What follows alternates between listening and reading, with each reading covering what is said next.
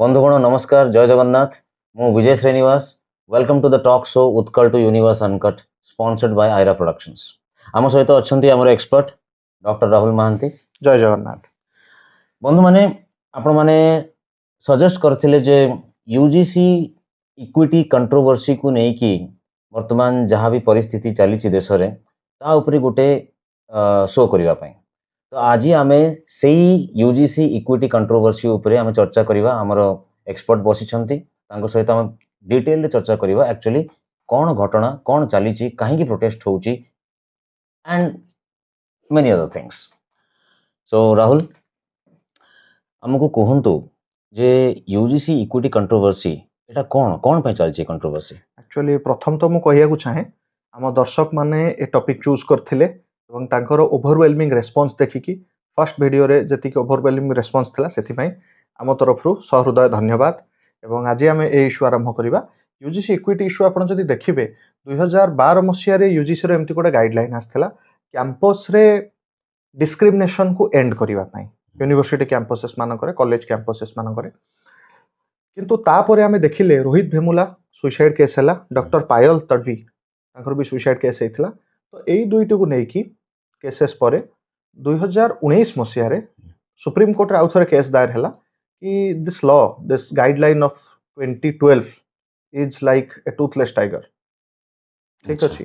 ତ ଏଇଟା ସଫିସିଏଣ୍ଟ ନୁହଁ କ୍ୟାମ୍ପସରେ ଇକ୍ୱିଟି ଆଣିବା ପାଇଁ, ତ ଡିସ୍କ୍ରିମିନେସନକୁ ଏଣ୍ଡ କରିବା ପାଇଁ। ତ ସେଥିପାଇଁ 2025ରେ ଗଭର୍ଣ୍ଣମେଣ୍ଟ ଗୋଟେ ଡ୍ରାଫ୍ଟ ପ୍ରିପେୟାର କଲେ। ସେଇ ଡ୍ରାଫ୍ଟ ପରେ ବର୍ତ୍ତମାନ 2026 ଜାନୁଆରୀରେ ଗଭର୍ଣ୍ଣମେଣ୍ଟ ଏକ ଗେଜେଟ୍ ନୋଟିଫିକେସନ୍ କାଢ଼ିଲେ। ତ ଏଇଟାକୁ ଆମେ କହୁଛେ ୟୁଜିସିର ଇକ୍ୱିଟି ଗାଇଡ଼ଲାଇନ୍ ଏକୁ କୁହାଯାଉଛି। କିନ୍ତୁ 2025ରେ କାଢ଼ିଥିବା ଡ୍ରାଫ୍ଟ ଆଉ ବର୍ତ୍ତମାନର ଯଦି ଆମେ ଦେଖିବା 26ର ଯୋଉଟା ଆମର ଗେଜେଟ୍ ନୋଟିଫିକେସନ୍ ଆସିଛି ତା ଭିତରେ ଅନେକ ଡିଫରେନ୍ସ ଅଛି। ଫାର୍ଷ୍ଟ ଅଫ୍ ଅଲ୍ ଆମେ ଏଥିରେ ପ୍ରଥମ ଇସ୍ୟୁ ଦେଖିବା ଇକ୍ୱିଟି ଭର୍ସେସ୍ ଇକ୍ୱାଲିଟି। ଏ ଦୁଇଟା ବେସିକ୍ କନସେପ୍ଟସ୍। ଆପଣ ଦେଖନ୍ତୁ, ଯୋଉଠି ଆମେ ଇକ୍ୱାଲିଟି କହୁଛେ ତ ସମସ୍ତଙ୍କ ମଧ୍ୟରେ ସମାନତା ହେଉଛି ଇକ୍ୱାଲିଟି। ଯେମିତି ମନେକର ମୋତେ 3 ଜଣଙ୍କୁ ପଇସା ଦେବାର ଅଛି, ମୁଁ 100 ଟଙ୍କା ଲେଖାଏଁ 3 ଜଣଙ୍କୁ ଦେଇଦେଲି, ଏଇଟା ହେଲା ଇକ୍ୱାଲିଟି। କିନ୍ତୁ ଇକ୍ୱିଟି କ'ଣ? ଇକ୍ୱିଟି ହେଉଛି ମୁଁ ଦେଖିବି it is the equality of outcome. ଆପଣ ଯଦି ମୋତେ ପଚାରିବେ ଏଣ୍ଡରେ ଦେଖିବା କି ସମସ୍ତେ ସମାନ ଜାଗାରେ ପହଞ୍ଚିଲେ ନା ନାହିଁ। ଏଠି ଯଦି 3 ଜଣଙ୍କୁ ମୋତେ ପଇସା ଦେବାର ଅଛି, ମୁଁ ଚେକ୍ କରିବି କି ତାଙ୍କ ପାଖେ ଆଗରୁ କେତେ ଅଛି। ଯାହା ପାଖେ 20 ଅଛି ତାକୁ ମୁଁ 80 ଦେବି, ଯାହା ପାଖେ 50 ଅଛି ମୁଁ ତାକୁ 50 ଦେବି, ଯାହା ପାଖେ କିଛି ନାହିଁ ମୁଁ ତାକୁ 100 ଦେବି। ତ ଏଇଟା ହେଲା ପ୍ରିନ୍ସିପଲ୍ ଅଫ୍ ଇକ୍ୱିଟି। ତ ବର୍ତ୍ତମାନ ଏଇ ଯୋଉ ଇକ୍ୱିଟି ଗାଇଡଲାଇନ୍ ଆମେ କହୁଛେ ତା କାରଣ ହେଉଛି ଆମ କନଷ୍ଟିଚ୍ୟୁସନରେ ବି ଆମେ ଦେଖିବା କିଛିଟା ପଜିଟିଭ୍ ଡିସ୍କ୍ରିମିନେସନ୍ ଅଛି। ଯେମିତି ଆମେ ଦେଖିପାରିବା କି ଆର୍ଟିକଲ 15, ଠିକ୍ ଅଛି, ଯୋଉଥିରେ ଆମେ ଦେଖିବା କି ନୋ ଡିସ୍କ୍ରିମିନେସନ୍। ତାପରେ ଆମେ 16ରେ ଦେଖିବା ଯୋଉଥିରେ ରିଜର୍ଭେସନ୍ ଆସୁଛି, ତ ଏଇଟା ଆମେ ପଜିଟିଭ୍ ଡିସ୍କ୍ରିମିନେସନ୍ ବୋଲି ତାକୁ କହୁଛେ। କାରଣ ଏଟା ବି ଗୋଟେ ପ୍ରକାର ଡିସ୍କ୍ରିମିନେସନ୍, କିନ୍ତୁ କ'ଣ ପାଇଁ? To ensure equity. ଯୋଉ କାଟାଗୋରୀ, ଯୋଉ କାଷ୍ଟ, ଯୋଉମାନେ ପଛେଇ ଯାଇଛନ୍ତି, ପଛୁଆ ବର୍ଗ ଯୋଉଟା ଆମେ କହୁଛେ ସାଧାରଣରେ, ତ ସେମାନଙ୍କୁ ସାମାନ୍ୟ ବର୍ଗ ବା ଜେନେରାଲ କାଟାଗୋରୀ ସହିତ ସମାନ ଆଣିବା ପାଇଁ ଯୋଉ ପ୍ରିନ୍ସିପଲ୍ସ ଗୁଡ଼ା ଅଛି, ଯୋଉ ରୁଲ୍ସ ଅଛି, ସେଗୁଡ଼ାକୁ ଆମେ ଇକ୍ୱିଟି ପ୍ରିନ୍ସିପଲ୍ ବା ଇକ୍ୱିଟି ରୁଲ୍ ବୋଲି କହୁଛେ। ତ ୟୁଜିସିର draft it is motivated to bring equity in the campus. କିନ୍ତୁ ଏଠି ପ୍ରୋବ୍ଲେମ୍ କ'ଣ ହେଉଛି? ଫାର୍ଷ୍ଟ ମୁଁ ଯେମିତି କହିଲି 2025ରେ ଯୋଉ ଡ୍ରାଫ୍ଟ ଆସିଥିଲା ସେଥିରେ ଏଇଟା କେବଳ SC ST କାଟାଗୋରୀକୁ କଭର କରୁଥିଲା। କିନ୍ତୁ ବର୍ତ୍ତମାନ ଯଦି ଆମେ ଦେଖିବା SC ST OBCକୁ କଭର କରୁଛି କାଷ୍ଟ ଡିସ୍କ୍ରିମିନେସନ୍ ବେସିସ୍ରେ, କିନ୍ତୁ ଏକ୍ସକ୍ଲୁଡ୍ କରିଦେଉଛି ଜେନେରାଲ କାଟାଗୋରୀକୁ। ତା ମାନେ ଯଦି ଆମେ ଏହାର ପ୍ରୋଭିଜନ୍, ଏହାର ସେକ୍ସନ୍ 3ର ପ୍ରୋଭିଜନ୍ 1 ସବକ୍ଲଜ୍ C ଦେଖିବା, ଏଥିରେ ଆମେ କ୍ଲିୟର ପାଇପାରିବା କି caste based discrimination can only be registered against the atrocity towards SC, ST and OBC. Here they have not included the general category. So ଏଇଟା ଗୋଟେ ପ୍ରିଜମ୍ପସନ୍ କ୍ରିଏଟ୍ କରୁଛି କି ଜେନେରାଲ କାଟାଗୋରୀର ପିଲାମାନେ, ସେମାନେ ମାନେ ଲ ଆଜ୍ୟୁମ୍ କରୁଛି କି ସେମାନେ ହିଁ ଆଟ୍ରୋସିଟି କଣ୍ଡକ୍ଟ କରୁଛନ୍ତି କିମ୍ବା ସେମାନଙ୍କ ଏଗେନ୍ଷ୍ଟରେ ଆଟ୍ରୋସିଟି ହେଇପାରିବ ନାହିଁ। ଯୋଉଟା ପଛରେ କୌଣସି ପ୍ରକାର ହିଷ୍ଟୋରିକାଲ ଏଭିଡେନ୍ସ ନାହିଁ। ଆମେ ଯଦି ଏକ୍ସାମ୍ପଲ ଦେଖିବା, ଫର ଏକ୍ସାମ୍ପଲ ତାମିଲନାଡୁ, ଏଠି ବହୁତ ମୁଭମେଣ୍ଟ ହେଇଛି ଦ୍ରାବିଡ଼ିଆନ୍ ପାର୍ଟି DMK, କିନ୍ତୁ ତା ପୂର୍ବରୁ ଯେତେବେଳେ ଦ୍ରାବିଡ଼ କଜଗମ ଥିଲା ବାଏ ପେରିୟାର ଯାହାକୁ ଆମେ କହୁ, ତ ସେମାନେ ବହୁତ ଆଣ୍ଟି ବ୍ରାହ୍ମିନ୍ କଲ୍ ଦେଇଥିଲେ। ଠିକ୍ ଅଛି, ଇଭିନ୍ ବହୁତ ରେକର୍ଡେଡ୍ ମାନେ ତାଙ୍କର ଡକୁମେଣ୍ଟସ୍ ଅଛି ଯୋଉଠି କି ବ୍ରାହ୍ମଣ ମାନଙ୍କ ଏଗେନଷ୍ଟ ରାଇଟ୍ ହଉ ଡିସ୍କ୍ରିମିନେସନ ହଉ ଏଗୁଡାକୁ ସେମାନେ ପ୍ରୋତ୍ସାହିତ କରୁଛନ୍ତି। ଆଣ୍ଡ ଆପାର୍ଟ ଫ୍ରମ୍ ଦ୍ୟାଟ୍ ଯଦି ଆମେ ଜେଏନୟୁ ରେ ଦେଖିବା ଏବେ ଯେ ସବୁ କିଛି ନାରା ଅଛି ବ୍ରାହ୍ମଣ ବନିଆ କି କବର ଖୁଦେଗି ଜେଏନୟୁ की धरती पर ଏମିତି ଆଚ୍ଛା। ହେଲା କିମ୍ବା ଆପଣ କହିପାରିବେ କେତେଟା ପଲିଟିକାଲ ପାର୍ଟି ଯୋଉ ନାରା ଦଉଛନ୍ତି ତିଲକ ତରାଜୁ ତଲୱାର ढेर से निकाल के जूता मार କି ଇନକୋ ଜୁତେ ଚାର ଏମିତି କିଛି ତାର ନାରା ଅଛି। ସୋ ହ୍ୱାଟ ଇଟ୍ ଇଣ୍ଡିକେଟ୍ସ ଏଟା ଗୋଟେ ଲୋକକୁ ଡିସ୍କ୍ରିମିନେଟ୍ କରାହଉଛି on the basis of caste right. ତ ଏଠି ଆମେ କହିପାରିବାନି କି କାଷ୍ଟ ଡିସ୍କ୍ରିମିନେସନ କେବଳ ସୋ କଲ୍ଡ ଲୋୟର କାଷ୍ଟଙ୍କ ସହିତ ହଉଛି। ଏଇଟା କାହା ଏଗେନଷ୍ଟରେ ବି ହେଇପାରେ। ଯଦି ଆମେ ଇକ୍ୱିଟି ପ୍ରିନ୍ସିପଲ ଆଣୁଛେ ତାହେଲେ ଆମେ ସମସ୍ତଙ୍କୁ ନେଇକି ଏଇଟା ଆଣିବା ଉଚିତ। ତ ଆମେ ଯଦି ବାୟ ଲ ଗୋଟେ ଆଜମ୍ପସନରେ ଯିବା କି ଜେନେରାଲ କାଷ୍ଟକୁ କେବେ ଡିସ୍କ୍ରିମିନେସନ ହେଇପାରିବନି, ଠିକ ଅଛି। ପ୍ରଥମ ତ ମୁଁ ଆପଣଙ୍କୁ ଏଠି ପଚାରିବି କି ଜେନେରାଲ କାଟାଗୋରୀ କହିଲେ ଆପଣ କଣ ବୁଝୁଛନ୍ତି? ଜେନେରାଲ କାଟେଗୋରୀ ମାନେ ଅନରିଜର୍ଭ କାଟେଗୋରୀ। ଓକେ, ଦେଖନ୍ତୁ ଏଠି ଯଦି ଆମେ ଜେନେରାଲ କହିବା ତ ଜେନେରାଲର ଦିଟା ଡେଫିନେସନ ଏଠି ଆସୁଛି। ଗୋଟେ ହଉଛି ଅନରିଜର୍ଭ କାଟାଗୋରୀ ଯୋଉଥିରେ କି କେହି ବି ଆସିପାରିବେ, ଯୋଉଟା ଗଭର୍ଣ୍ଣମେଣ୍ଟ ଏକ୍ସାମ କି ମେରିଟ ସିଷ୍ଟମ ଯଦି ଆମେ ଦେଖିବା ତ ଜେନେରାଲ ଭିତରେ ଓବିସି ଏସସି ଏସଟି ଯେକୌଣସି କାଟାଗୋରୀ ଆସିପାରିବେ କାରଣ ଏଟା ଅନରିଜର୍ଭ। ଯିଏ ଗୋଟେ କଟ ଅଫ ର ଜେନେରାଲ ଗୋଟେ କଟ ଅଫ ର ଏଭବ ମାର୍କ ରଖିଥିବ ଯିଏ ଅନରିଜର୍ଭ ରେ ସିଟ୍ ପାଇପାରିବ, ଯିଏ ବି ସେ ଲିଷ୍ଟକୁ ଆସିପାରିବ, they can become general in that sense. But on the other sense ଯଦି ଆମେ କାଷ୍ଟ ବେସିସରେ ଦେଖିବା ଆମେ ସବର୍ଣ୍ଣ ମାନଙ୍କୁ ଜେନେରାଲ କହୁଛେ। ତ ଜେନେରାଲର ବି ଏଠି ଦି ପ୍ରକାର ଡେଫିନେସନ ରହିଛି, ଠିକ ଅଛି। ସବର୍ଣ୍ଣ ବା ଆମେ ଯୋଉଟା ଆମେ କହୁଛେ କି ଦଲିତ ଏସସି ବା ଦଲିତ ବା ଏସସି ଏସଟି ବା ଟ୍ରାଇବାଲ ଆଉ ଓବିସି ଏମାନଙ୍କୁ ଛାଡ଼ିଦେଲେ ଯୋଉମାନେ ରହିଲେ ସେମାନେ ଜେନେରାଲ, ଠିକ ଅଛି। ତ ତାକୁ ନେଇକି ବି ପ୍ରପରଲି ଗୋଟେ ଆମେ ଡିଫାଇନ୍ ତାକୁ କରିନେ। ଫ୍ରମ୍ ଦିସ୍ ଆମେ ଏଥିରେ ଦେଖିବା କି ବହୁତ କନସେପ୍ଟ ଗୁଡାକୁ ନେଇକି ବି ଏଥିରେ କନଫ୍ୟୁଜନ ଅଛି ବା ପ୍ରପର କ୍ଲାରିଟି ନାହିଁ। ଯେମିତି ଆଉ ଗୋଟେ ଏକ୍ସାମ୍ପଲ ଦେବି ଆପଣଙ୍କୁ, ସେକ୍ସନ 3 ର ସବ୍ କ୍ଲଜ ଇ। ତ ଏଥିରେ ଆମେ ଦେଖିବା ଯୋଉ ଟର୍ମ ଅଛି ଡିସ୍କ୍ରିମିନେସନ। ତ ଡିସ୍କ୍ରିମିନେସନ ର ବି ଗୋଟେ ବହୁତ ମାନେ ଆପଣ ଦେଖିବେ କି ଗୋଟେ କମ୍ପ୍ରିହେନ୍ସିଭ ଡେଫିନେସନ ଦିଆଯାଇନି। କିଛି ଆକ୍ଟ କୁ ମେନସନ କରାଯାଇଛି ବଟ୍ ଗୋଟେ କମ୍ପ୍ରିହେନ୍ସିଭ ଡିସ୍କ୍ରିମିନେସନ ଦିଆଯାଇନି କି କୋଉ ଆକ୍ଟିଭିଟିଟାକୁ ଆମେ ଡିସ୍କ୍ରିମିନେସନ ବୋଲି କହିବା ଆଉ କୋଉ ଆକ୍ଟିଭିଟିକୁ ଆମେ ଡିସ୍କ୍ରିମିନେସନ ବୋଲି କହିବା ନାହିଁ। ସୋ ଏଇ ଯୋଉ ସବୁ ଡେଫିନେସନ ଗୁଡା what is atrocity, what is discrimination, so these words has not been clearly defined. The absence of these definitions it is prone to misuse. तो एई सबु बिना डेफिनेशन रे ए सबु कॉन्सेप्ट गुडा को बहुत इजीली मिसयूज करा जाई पारिबो। आउ गोटे प्रॉब्लम या भितर अछि जोटा कि पुराना ड्राफ्ट जोटा कि 2025 रो ड्राफ्ट रे नथिला वर्तमान अछि कि जदि कि गोटे फॉल्स कंप्लेंट करूची तो सेमानकर एगेंस्ट रे कोनोसी प्रकार एक्शन निया जाई परिबो नाही। तो एको आमे देखिबा कि सेक्शन 7 रो एच अंडर रे आमे कोन करूचे कि फॉल्स कंप्लेन जदि केमती सेतरे मेंशन करा जायनी कि कंप्लेन जे करथिबो जदि सेटा फॉल्स प्रूफ होउची ताहले ता ऊपर कोन एक्शन निया जिवो।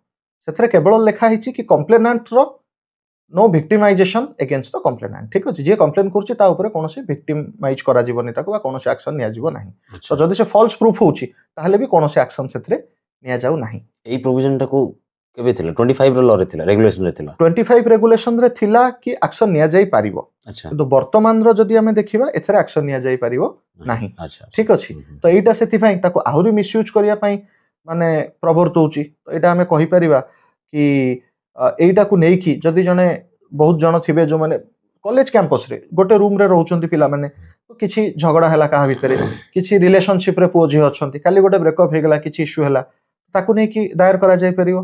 एठी गोटे इश्यू आसे कि जनरल कास्ट रो कोन काहा को किछि राइट्स दिया जायनी, दिया जायछि but not on the basis of caste. Women आउ पीडब्ल्यूडी बा पर्सन विथ डिसेबिलिटी तो सेमाने मध्य डिस्क्रिमिनेशन अगेंस्ट रे केस फाइल करि परिबे। अच्छा, जदि जनरल झियो किबा जनरल पीडब्ल्यूडी के स्टूडेंट थिबो तो सेमाने मध्य किबा जे कोनोसी स्टाफ की जे भी थिबो यूनिवर्सिटी भितरे, so they can also file complaint under this provision. But जदि जने जनरल आउ पुरुष अछि आउ पीडब्ल्यूडी नाही देन ता भाई कोनोसी स्कोप नाही। ठीक अछि। So it is also a kind of blatant Avenue for discrimination. किंतु गवर्नमेंट तो कहूची जे वी विल एनश्योर दैट माने मिसयूज हबोनी कहि कि देखंतु गवर्नमेंट रो एठी जो एश्योरेंस रहूची तो हमें कहि परिबा in the legal terminology we can say that so this executive assurance will not percolate into legislative law. Government रो एश्योरेंस आपण गोटे एग्जांपल म आपण को एठी देबी, इवन सुप्रीम कोर्ट जतबेले डिक्रिमिनलाइज कर देला, स्ट्रक डाउन कला, section 66A of IT act 2000 ठीक अछि एटा गोटे श्रेया सिंघल केस अंडर रे तो या अंडर रे पुलिस जेतेबेले चाहुतला काहा ना रे भी आपनकर किछि भी सोशल मीडिया रे के शेयर कले ता ऊपर एक्शन निया जाई परथला तो सुप्रीम कोर्ट ताको स्ट्रक डाउन कला परे मध्य बहुत थाना रे एथरे लोक मानक ऊपर एफआईआर दर्ज हेछि जदि गोटे लॉ उठी गला परे भी on a legal mandate after the decision of honourable supreme court तापर भी जदि ए देश रे केस फाइल होछि आपण केमती कहि परिबे कि गवर्नमेंट रो गोटे को मिनिस्टर एन्श्योर कर देला बोली यार ऊपर एक्शन निया जीवो नाही ठीक अछि सो someone's legal right cannot be left to the whims of some government ministers or anyone else ठीक अछि गोटे एग्जीक्यूटिव रो whim ऊपर केबे भी हमें लोकंकर राइट्स फ्यूचर को छाड़ी परिबा नाही एई इक्विटी गाइडलाइंस रे आउ कोन कोन कंट्रोवर्शियल प्रोविजंस अछि आउ गोटे हमें देखिबा again A deviation from 2025 draft कि सेथरे हमें देखिबा कि सबु स्टेक होल्डर मानकर रिप्रेजेंटेशन रहुथला किंतु वर्तमान ए जो नुवा गाइडलाइन आछि यार हमें देखिबा सेक्शन 5 रो क्लॉज 7 रे जो कमिटी फॉर्मेशन कथा देछि जे सबु केसेस सहित डील करिवो तार सबु मेंबर एससी एसटी ओबीसी वर्गरु रहिबे एवं women of PWD person with disability रो एथरे रिप्रेजेंटेशन रहिबो तो एथरे भी जनरल कैटेगरी रो कोनोसी रिप्रेजेंटेशन कथा लेखा जाई नाही अच्छा तो एटा भी अगेन एटा देखंतु जदी गोटे कैटेगरी या अंडर रे ताको हमें ऑलरेडी अज्यूम कर दोचे कि ए माने ही लॉ ब्रेकर हेथिबे बा एमान को अगेंस्ट रे कोनोसी डिस्क्रिमिनेशन हेई परिबोनी आ जदी करिवे ए माने ही करथिबे तापरे जदी हमें ता सहित तांको रिप्रेजेंटेशन भी दउने जो कमिटी यार जांच करिवो ताले ऑब्वियसली एटा कंट्रोवर्शियल आ एटा हमें कहि परिबा it is the violation of right to equality and right against discrimination both article 24 and 25 मु एठारे एक हिस्टोरिकल रेफरेंस दबा को चाहे हमरो ग्लोरियस फ्रीडम मूवमेंट रे आमे जो एंटी साइमन कमिशन प्रोटेस्ट करथिले काहे की करथिले 1928 रे जेतबेला साइमन कमिशन को इंडियन माने अपोज करथिले आमे ता रिकमेंडेशन देखि ताको अपोज करनथिले से केतरा भलो रिकमेंडेशन भी देथिले जेमति कि the extension of responsible government to the state level but आमे तांको एथिपाई अपोज करथिले कारण सेठारे कोनोसी इंडियन रिप्रेजेंटेशन नथिला तो इंडियन मानक ऊपर जदि गोटे रूल हबो सेठारे इंडिया जो कमिटी एटा डिसाइड करिवो सेही कमिटी जदि कोनोसी इंडियन रिप्रेजेंटेटिव न रहिबे देन इंडियन माने ताको अपोज ही करिवे तो एक्जेक्टली सेम केसटा एठी होउची जदि गोटे रूल होउची आ जो थरे कि हमें प्रिज्यूम कर दोचे कि जनरल कास्ट रे ही प्रोपेटेटर थिबे बा से माने केबे डिस्क्रिमिनेट हेई परिबेनी एवं से माने डिस्क्रिमिनेट करि पारंती तो सही जगह हम जदि तांकर कोनोसी रिप्रेजेंटेटिव ए जो रिट्रेसल कमिटी रे न रखुचे then Etah itself it is problematic ताले एससी एसटी प्रोटेक्शन पई यूनिवर्सिटी रे कोन ऑलरेडी लॉ अछि आपण देखंतु जेमति हमें कहि परिबा फंडामेंटल राइट्स भितर मु आपण को कहली ठीक अछि आर्टिकल 15 अगेंस्ट अनटचेबिलिटी आर्टिकल 17 एगुडा ऑलरेडी अछि ताको छाड़ देला हमें SC ST prevention of atrocity act 1989 ताकू सेटा इंप्लीमेंट हेकी अछि जहा अंडर रे एससी एसटी मानन को ऊपर जदी किछि भी एट्रोसिटी होउछि सेटा यूनिवर्सिटी तो भारत रो बाउंड्री बाहर नाही तो से सब लॉ भी ता ऊपर एप्लीकेबल अछि तो एमती कैंपस पई केवल सुप्रीम कोर्ट वर्तमान 2019 रे गोटे ऑब्जर्वेशन कले after this Rohith Vemula case and Payal Tadvi case what I have already discussed with you तापरे वर्तमान सुप्रीम कोर्ट करो माने डायरेक्शन फल रे हमें ए कैंपस रूल्स टाकू आउ थरे रिफ्रेम करूचे ठीक अछि अच्छा तो ऑलरेडी रूल्स अछि तो मोर मतरे जदि एई रूल को हमें स्ट्रिंजेंटली एप्लीकेबल करिबा ऑब्वियसली अलोंग विथ सेफगार्ड्स ठीक अछि जेमति कि यार मिसयूज हे परिबनी सेटा बेसी एप्लीकेबल हबो rather than making some noisy new controversial guideline और law which can be prone to misuse बुझली नेक्स्ट क्वेश्चन को जीवा पूर्व जस्ट आउट ऑफ क्यूरियोसिटी में पचारे चाहूची कोन गवर्नमेंट एई 2026 यूजीसी गाइडलाइंस को फ्रेम करिवा पूर्व कोन जानि नथिला जे एमिति प्रोटेस्ट हेई पारे जदि से जनरल कास्ट लोक मानन को जदि कमिटी रे भी जदि रखुनी ता माने गोटे प्रकार इंडिकेशन आसुची गोटे प्रकार सिग्नल जाउची जे they don't need any protection because they are the creator of atrocities आपण जो कथाटा कहउचंती आपण देखिबे कि इंदिरा जयसिंह जो लॉयर ए केस को माने ए गाइडलाइन आनिबा पछरे जहार गोटे प्रमुख अवदान रहिछि so she herself told that general caste people don't face any kind of atrocity, all the money are with them.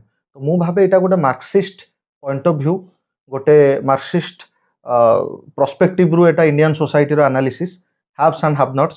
ସେମିତି ସେମାନେ ଭାବି ଦେଉଛନ୍ତି, ଗୋଟେ ଆଜମ୍ପସନ୍ ନେଇଯାଉଛନ୍ତି କି ଜେନେରାଲ କାଷ୍ଟ ଲୋକମାନେ ଏମାନଙ୍କ ପ୍ରତି କୌଣସି ଆଟ୍ରୋସିଟି ହେଇପାରିବନି, ଏମାନେ ସମସ୍ତେ ରିଚ୍ ହେଇଥିବେ, ଏମାନଙ୍କର social condition, economic condition, educational condition ସବୁ ଟପ୍ରେ ଥିବ, which is again must be backed by evidence। या पछरे रिसर्च दरकार, या पछरे एविडेंस दरकार, जोगुड़ा अगेन दुखर सहित गवर्नमेंट एगुड़ा किसी फॉलो करनी।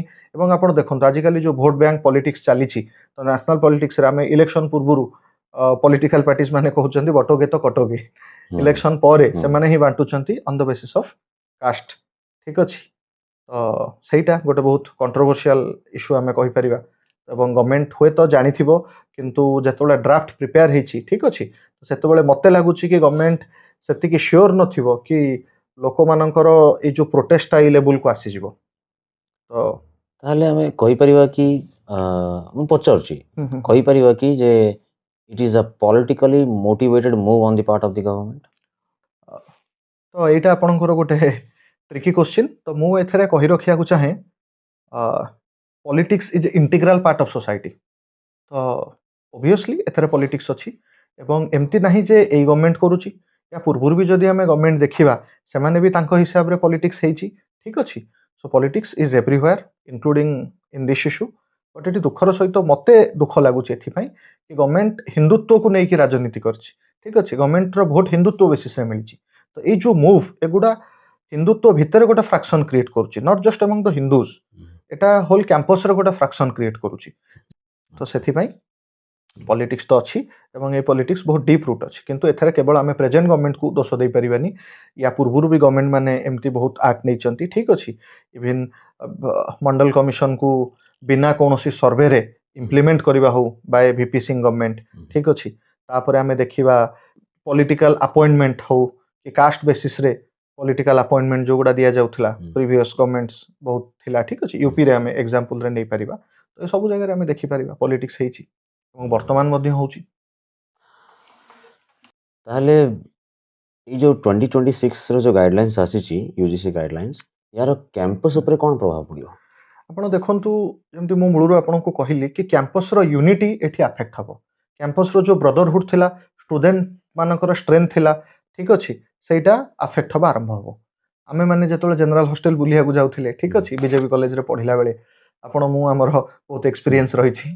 ठीक अछि, हॉस्टल लाइट न होई कि भी आमे बहुत माने कैंपस रे रहिछे।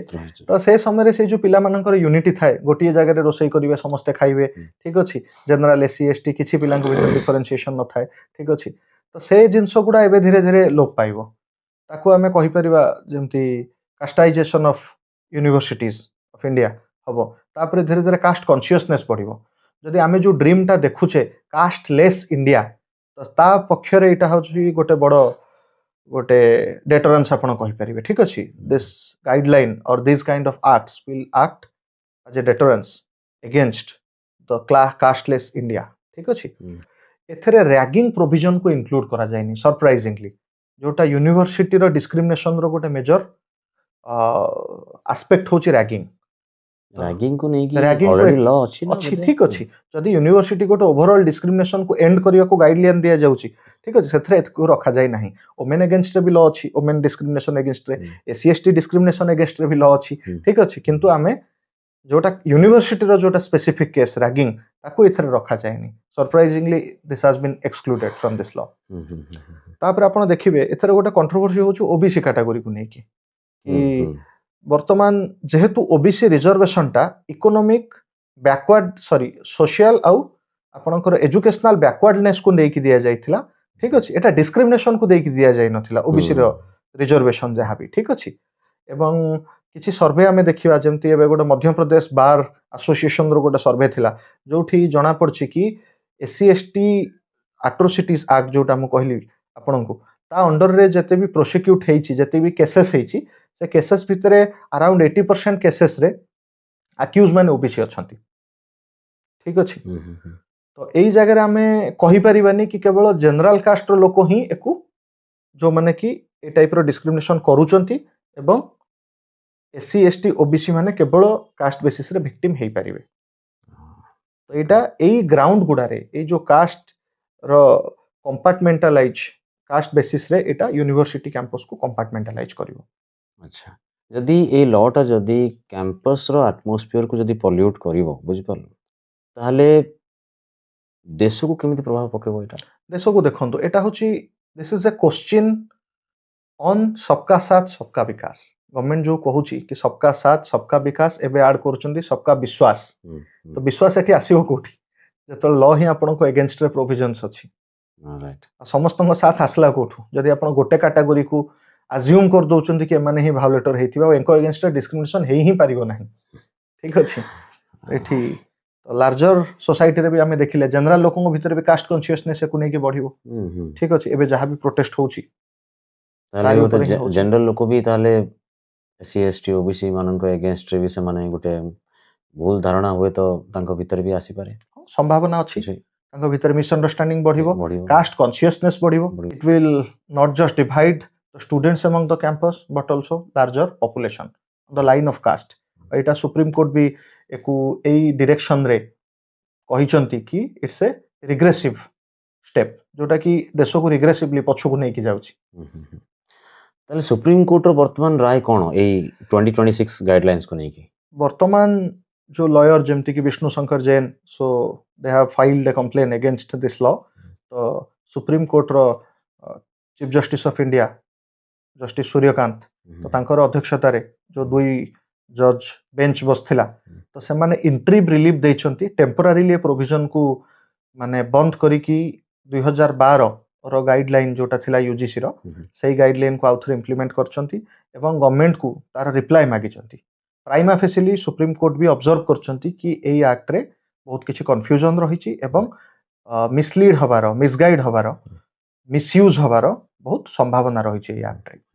ତ ଏଇଟା ବର୍ତ୍ତମାନ ସୁପ୍ରିମକୋର୍ଟର ଷ୍ଟାଣ୍ଡ ଏବଂ ଏହାର ଇଣ୍ଟ୍ରିମ୍ ରିଲିଫ ମିଳିଛି ଜେନେରାଲ କାଷ୍ଟର ଷ୍ଟୁଡେଣ୍ଟ ମାନଙ୍କୁ। ତ ଏବେ ବର୍ତ୍ତମାନ ଲାଗୁ ହବ କୋଉଟା 2012 ର ଗାଇଡଲାଇନ ବର୍ତ୍ତମାନ ଲାଗୁ ହବ ଫର ଦ ଟେମ୍ପୋରାରୀ ପିରିୟଡ଼ ଫର ଦ ଟେମ୍ପୋରାରୀ ପିରିୟଡ଼। ତାପରେ ସୁପ୍ରିମକୋର୍ଟର ଫାଇନାଲ ଡିସିଜନ ଭର୍ଡିକ୍ଟ ଆସିବା ବାକି ଅଛି। ତାହେଲେ ଫ୍ୟୁଚରରେ କ'ଣ ହବ ତାହେଲେ ଭାବୁଛନ୍ତି? What's your opinion on future? ମୁଁ ଭାବୁଛି ଅବଭିୟସଲି ଯଦି ମତେ ପଚାରିବେ ମୁଁ ବି ପ୍ରାଇମା ଫେସିରୁ ଦେଖୁଛି ଏଇ ଆକ୍ଟରେ ବହୁତ କିଛି ଫ୍ଲ ରହିଛି। ଏ ଆକ୍ଟକୁ ଆମେଣ୍ଡମେଣ୍ଟ କରିବା ଦରକାର ଏବଂ ସବୁ ପ୍ରକାର ଡିସ୍କ୍ରିମିନେସନକୁ ୟା ଭିତରେ ଇନକ୍ଲୁଡ କରିବା ଦରକାର। ଜେନେରାଲ କାଷ୍ଟ ଉପରେ ମଧ୍ୟ କାଷ୍ଟ ଡିସ୍କ୍ରିମିନେସନ ରହୁଛି ତାର ବି କିଛି ଆମେ ଏଭିଡେନ୍ସେସ୍ ପାଇପାରିବା। ଯେମିତି ଆପଣ ଗୋଟେ ଦେଖିବେ ବିଷ୍ଣୁ ତିୱାରୀ କେସ୍ ତ ଏଇ କେସରେ ଆମେ ପାଇବା କି ଗୋଟେ ଲୋକ 20 ବର୍ଷରୁ ଅଧିକ false SC ST prevention of atrocity act ଅଣ୍ଡରରେ ପ୍ରୋଭିଜନ୍ସରେ ଆରେଷ୍ଟ ହେଇକି 20 ବର୍ଷରୁ ଅଧିକ ଜେଲରେ ରହିକି ଫେରିଛି। ସେ ଫେରିଲା ପରେ ତାର ନା ଆଉ ଫ୍ୟାମିଲି ଅଛି ନା ଆଉ କିଛି ଅଛି। ବର୍ତ୍ତମାନ ତା ଜୀବନର ସେ ଯୋଉ ମୂଲ୍ୟବାନ ସମୟ ତାକୁ କିଏ ଫେରେଇ ପାରିବେ? ତ ଯଦି ଲର ଏମିତି ମିସୟୁଜ ହବ ଦେନ୍ ଦେଶ କେମିତି ଚାଲିବ? ଏସବୁ ଆକ୍ଟ ଭିତରେ ମୁଁ କହୁନି କି ଆକ୍ଟ ଉଠେଇ ଦେବା ଦରକାର। ଆଜି ବି ରୁରାଲ ଏରିଆରେ ବହୁତ ମୁଁ ନିଜେ ବର୍ତ୍ତମାନ ଯେତେବେଳେ ରୁରାଲ ଏରିଆରେ ମୋର ପୋଷ୍ଟିଂ ଅଛି ମୁଁ ଦେଖୁଛି କି ଡିସ୍କ୍ରିମିନେସନ ଆଜି ବି ଅଛି ବିଶେଷ କରି ଦଳିତ ମାନଙ୍କ ଏଗେନଷ୍ଟରେ।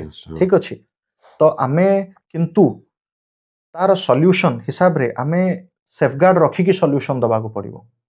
ଗୋଟେ ବର୍ଗ ଏଗେନଷ୍ଟରେ ଡିସ୍କ୍ରିମିନେସନ ହେଇଛି ଏବଂ ତାକୁ ଠିକ କରିବା ପାଇଁ ଆଉ ଗୋଟେ ବର୍ଗକୁ ଡିସ୍କ୍ରିମିନେଟ କରିବା କେବେ ବି ତାର ସଲ୍ୟୁସନ ନୁହଁ। এটা ଧୀରେ ଧୀରେ ଭାରତର ୟୁନିଟି ଏକତା ଏବଂ ଅଖଣ୍ଡତା ଉପରେ ପ୍ରଶ୍ନବାଚୀ ଆଣିବ।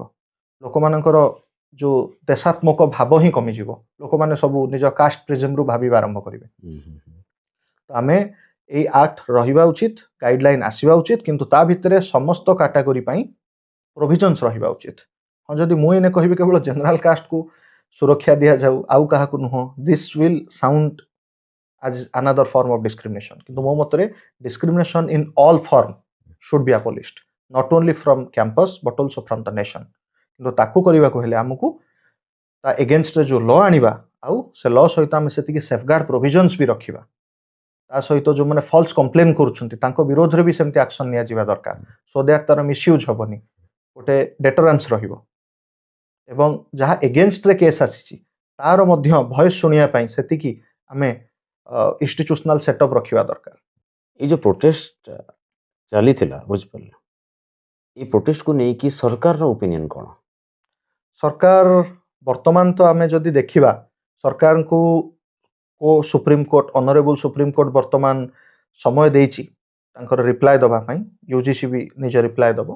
ତ ବର୍ତ୍ତମାନ କିଛି ରୁଲିଂ ପାର୍ଟିର ମେମ୍ବର୍ସ ଯେଉଁମାନେ ଏଗେନ୍ ଏକୁ ସପୋର୍ଟ କରୁଛନ୍ତି କି ହଁ ଏ ରାୟଟା ଠିକ୍ ଆସିଛି, ଆମେ ବି ଏହା ହିଁ ଚାହୁଁଥିଲୁ। ଏବଂ ଆମେ ଯଦି ଡିପ୍ଲି ଦେଖିବା ଗଭର୍ଣ୍ଣମେଣ୍ଟର ଗୋଟେ ଓପନ୍ ଷ୍ଟାଣ୍ଡ ଏପର୍ଯ୍ୟନ୍ତ କିଛି ୟା ଉପରେ ଆସିନାହିଁ। ଆଚ୍ଛା। They are also following wait and watch policy, and let's see what the answer they are giving to the court. ଠିକ ଅଛି, ସେଇଠୁ ସରକାରଙ୍କର ଷ୍ଟାଣ୍ଡ ଆମେ କ୍ଲିୟର ଜାଣିପାରିବା। Thank you Rahul, thank you ଆମକୁ ଏ ଇସ୍ୟୁ ବହୁତ ଭଲ ଭାବରେ ବୁଝେଇଥିବାରୁ। ବନ୍ଧୁମାନେ, ମୁଁ ଆଶା କରୁଛି ଆପଣମାନେ ବି ବହୁତ ଭଲସେ ଏ ଇସ୍ୟୁଟାକୁ ବୁଝି ଯାଇଥିବେ। ଆଉ ମୋର ଗୋଟେ ସିନସିୟର ରିକ୍ୱେଷ୍ଟ ଆପଣମାନଙ୍କୁ ଯେ ଆପଣମାନେ ସଜେଷ୍ଟ କରନ୍ତୁ ନେକ୍ସଟ ଶୋରେ ଆମେ କୋଉ ଇସ୍ୟୁକୁ ଡିସ୍କସ୍ କରିବା। Until then, thank you, goodbye, ଜୟ ଜଗନ୍ନାଥ। ଜୟ ଜଗନ୍ନାଥ।